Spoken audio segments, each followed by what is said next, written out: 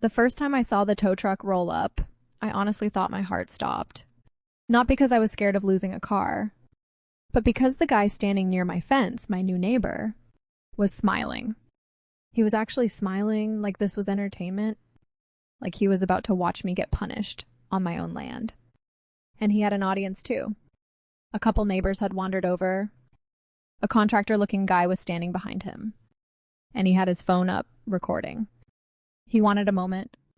He wanted me to look small. But that's when everything changed.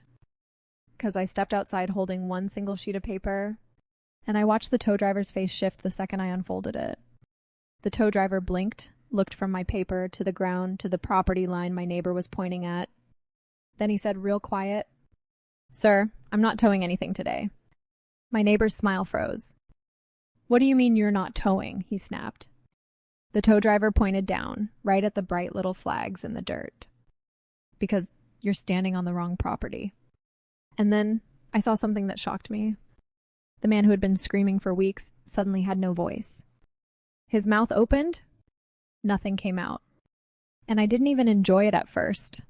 I was too busy thinking, how did we get here? So let me rewind, because the real story starts with something way smaller than a tow truck. It starts with inches.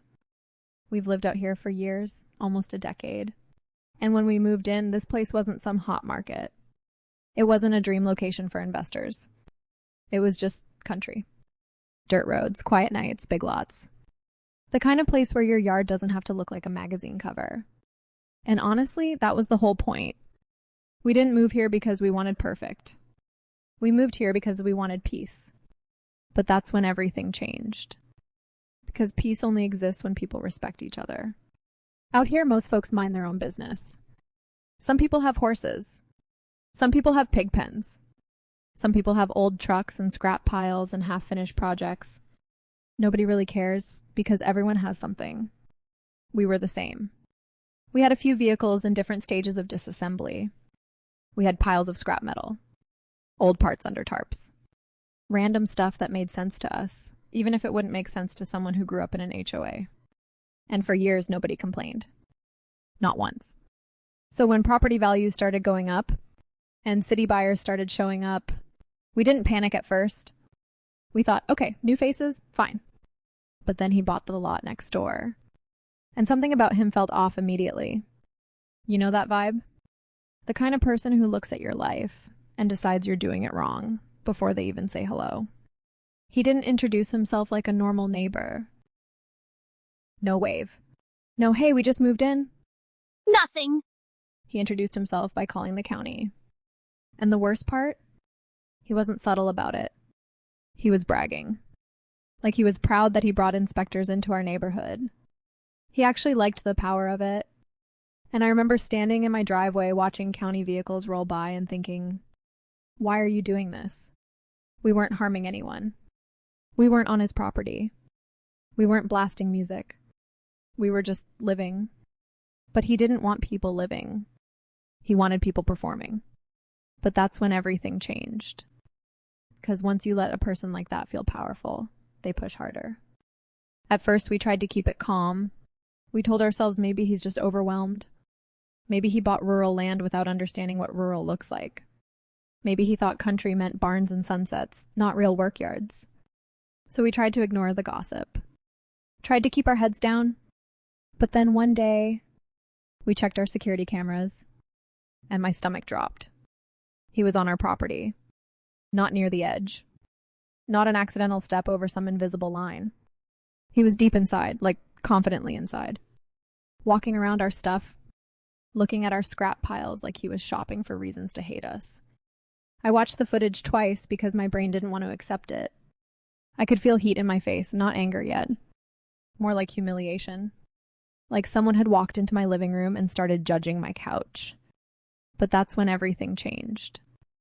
Because trespass isn't just rude. Trespass is a message. It says, I don't respect you. We texted him, simple. Hey, we saw you on camera. You were on our property. I expected an excuse. Or an apology. Or at least a fake sorry, didn't realize. Instead, he showed up in person. And I'll never forget how he did it. He walked right up to our front yard, leaned against our no trespassing sign, like it was a joke, and then started screaming. Not talking. Screaming. Obscenities. Insults. Property value rants. Calling us trash. Calling our place a scrapyard. And all I could do was stand there while my hands went cold. 'Cause what do you even say to someone who already decided you're the enemy? But that's when everything changed. 'Cause then he pointed at one thing near the edge of the lot, one of our vehicles, and said the words that lit the fuse. You're on my land. He jabbed his finger toward the ground like he owned every molecule of dirt. I'll have it towed. Now here's the detail that makes this whole story so ridiculous. We had a single fence pole marking where we thought the property line was. Years ago, we put it there as a rough marker. Not a real survey. Not official. More like a placeholder that became permanent because nobody questioned it. And yeah, maybe the very tip of one car might have been close to that guest line. Maybe inches. But the way he said it, like he was ready to go to war over inches, that's when something clicked inside me. Not rage. Not revenge. Clarity. I remember swallowing hard and thinking, what if he's wrong? I didn't say that out loud. I just looked at him and said, all right. And he smirked. Like he won, but I didn't realize what was about to happen. 'Cause that all right wasn't surrender. It was a decision. That night I didn't sleep. I replayed the day like a broken video. His face, his shouting, the way he leaned on our sign like it belonged to him. My mind kept running the same loop. If he's so sure, why is he so loud? People who have facts don't need volume. So the next morning I started doing what he didn't expect. I stopped arguing. And I started documenting. I pulled every text thread into one folder. Saved the camera clips. Made notes, dates, times, what was said. Not because I wanted to be dramatic, but because I'm not new to how conflict works. When a bully loses control, they start rewriting the story. And I didn't want my life rewritten by a guy who just moved in. But that's when everything changed. 'Cause after I made the folder, I made one more call. A land survey company. Now, if you've never hired a surveyor, it's not romantic. It's not quick. It's not throw a tape measure and call it done. A real boundary survey involves records, deeds, plats, older survey maps, plus physical evidence on the ground, plus instruments, and a professional opinion about where the boundary actually is. And the most honest part? There's always that fear. What if you're wrong? What if this whole thing ends with you paying money just to prove the bully was right? That thought haunted me. But I told myself, even if I'm wrong, at least I'll know. 'Cause living with a guest line was no longer safe. So I booked it. Quietly. No announcement. No threats. No wait till you see. Just paperwork. And patience. But that's when everything changed. Because once the appointment was set, the neighbor escalated again. He didn't stop with yelling. He didn't stop with county calls. He started acting like he was the sheriff of the neighborhood. He'd drive slow past our place. He'd stop his truck and stare. He'd post little comments to other neighbors, implying we were the problem. And every time I saw him, my chest would tighten. Not fear exactly.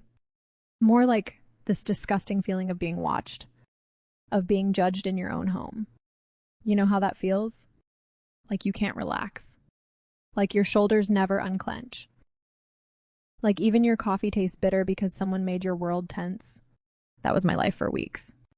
And it wasn't just us. We started hearing things. The folks on the other side of his lot, the ones with pigs, apparently had such a bad experience with him that it got legal, restraining order level. And when I heard that, I remember thinking, so it's not me. This is who he is. He comes in, provokes, then plays victim. But that's when everything changed. 'Cause then he tried to make it public. He wanted witnesses. He wanted humiliation. One Saturday morning, I heard the diesel sound before I saw anything. That low, heavy rumble, like a threat. I stepped outside and saw a tow truck turning onto our dirt road. And behind it, like a shadow, was him. He walked like he was walking onto a stage. Phone out. smiling. 2 neighbors nearby because noise travels fast out here. And the second I saw the tow truck, my hands went cold. Because even when you've done nothing wrong, a tow truck feels like punishment. It feels like someone else has authority over your life. And he wanted me to feel that. But that's when everything changed. Because the survey was scheduled for that same week. And I had something he didn't know about. He pointed at my vehicle near the old assumed line. That one, he said to the driver. It's on my land, tow it. The driver looked at me, then at him. Do you have proof it's on your property? The driver asked. My neighbor scoffed like the question insulted him. Of course it is. And I could feel my heart pounding now. Not because I was guilty, but because I hated how confident he was. How he could decide things out loud and expect reality to obey. Then my phone buzzed in my pocket. A text. From the surveyor. Crew is on the way, be there in 30. And I didn't realize what was about to happen. But I knew this moment was about to flip. I didn't argue with the tow guy. I didn't shout at my neighbor. I just said calm. Before you touch anything, can we wait 30 minutes? My neighbor laughed. Why? So you can come up with an excuse? No, I said. So I can give you facts. He rolled his eyes like facts were a joke. But the tow driver, bless him, had that look like he'd seen enough disputes to know when to pause. So we waited. Those 30 minutes felt like a full movie. My mouth was dry. My neck stiff. My mind racing. What if the survey says I'm wrong? What if I just delayed my own humiliation? Dust kept blowing through the road. Dogs barked in the distance. The neighbor kept pacing, muttering, acting like the victim. And then a white truck pulled up. Survey company logo on the door. 2 guys stepped out. Tripod, equipment case, bright flagging. And the second my neighbor saw them, his posture changed. Just slightly. Like a man who suddenly remembers consequences exist. But that's when everything changed. Because what happened next wasn't emotional. It was mechanical. The survey crew didn't care about his anger. They didn't care about his ego. They cared about coordinates, evidence, and the boundary. They started working. Checking records. Locating existing points. Using their instruments. They moved with that calm confidence that only professionals have, because their confidence is built on process, not personality. And then they started putting flags in the dirt. Little bright flags. Like stitches closing a wound. They placed them one by one, and with every new flag, my neighbor's face got tighter. Because the flags weren't going toward us. They were going into his lot. But that's when everything changed. Because one of the surveyors walked over to me and said, normal voice, your property line is over there. He pointed. And it wasn't inches. It wasn't a foot. It wasn't even a close call. It was deep. About 20 feet, he said. I felt this weird dizziness. Like my brain couldn't accept that a fight over inches just turned into 20 feet. I looked at my neighbor. He was staring at those flags like they were snakes. The tow driver walked closer, hands on hips. The other neighbors leaned in. And then the tow driver said the line that froze the entire scene. Sir, I'm not towing anything today. My neighbor snapped. Why not? The tow driver pointed at the flags. Because you're claiming a boundary you can't prove. And with those markers there, I'm not getting involved. Silence. Real silence. The kind where you can hear wind. My neighbor turned to me. I thought he'd explode. But instead, he did something way worse. He tried to pretend it wasn't happening. He laughed fake. This isn't official, he said. This is just sticks. The surveyor looked at him, bored. These are survey markers. They represent our professional opinion based on the evidence. Then he said something that hit me hard. Property lines aren't decided by who yells louder. And I didn't realize how badly my neighbor needed to hear that until I saw his eyes. He wasn't just angry. He was embarrassed because he had made sure there were witnesses. He wanted an audience for my downfall, but he accidentally arranged one for his own. But that's when everything changed. Because the moment the tow truck pulled away, my neighbor's entire plan collapsed. After that day, his behavior changed. Not because he suddenly became kind, but because the power shifted. And people like him, they're not used to losing power. That's why they scream. That's why they call authorities. That's why they try to shame you. Because without control, they don't know who they are. He went quiet. He stopped driving slow past our place. Stopped staring. Stopped acting like the neighborhood security guard. But the consequences didn't stop there. Because now, the land wasn't just a concept. It was measured. Marked. Visible. And he had to live next to those flags knowing what they meant. But that's when everything changed. Because the next step wasn't the survey. The next step was the fence. We started building a fence on the newly established line. Not because we wanted to win, but because we needed the boundary to be real, physically. Because if you leave space for a bully to reinterpret reality, they will. So we built it on the line. And yes, we made it ugly. Not illegal. Not dangerous. Just unapologetically functional. Because the point wasn't to impress. The point was to prevent. I still remember standing there as we measured posts, my neighbor across the way watching with this stiff posture. Like every hammer strike was a personal insult. And maybe it was. But it wasn't cruelty. It was consequence. He wanted to fight over inches, so now he got to watch 20 feet disappear behind a fence. But that's when everything changed. Because that fence didn't only protect our land. It protected our peace. Neighbors started treating him differently after that. Not with drama. With distance. Because rural communities don't like outsiders who bring inspectors and conflict. They don't like people who weaponize the county to control everyone else. Out here, reputation matters. And he had introduced himself the worst way possible. We heard he wasn't even living on that lot full-time anyway. He bought it as part of some income property plan. So once the land return didn't look as shiny, once the neighborhood didn't bow, it's like his motivation dried up. We barely saw him. And honestly, that was the best consequence of all.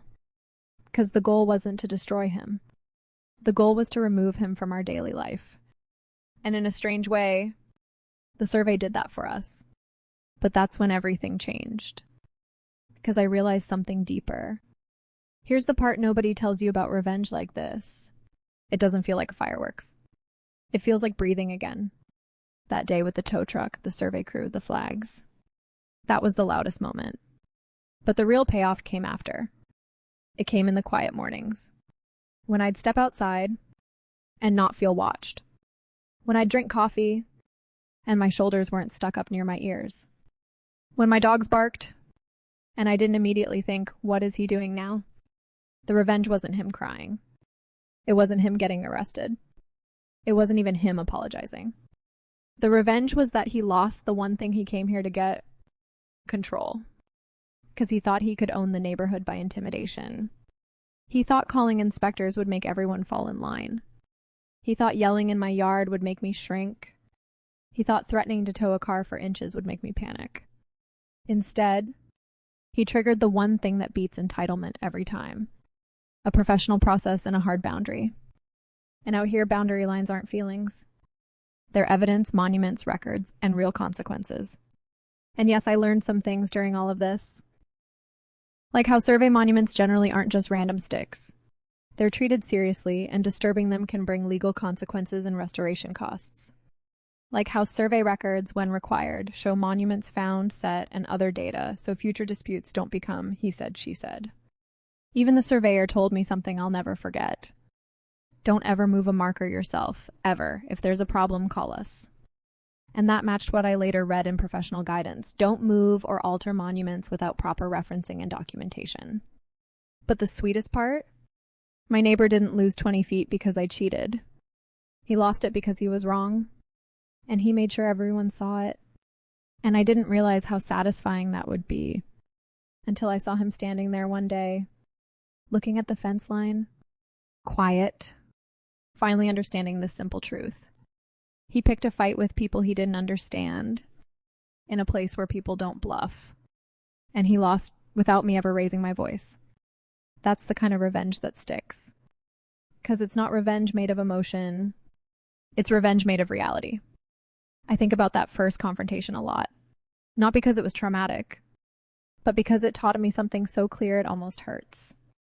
People like him don't start with violence. They start with disrespect. They start by testing your boundaries.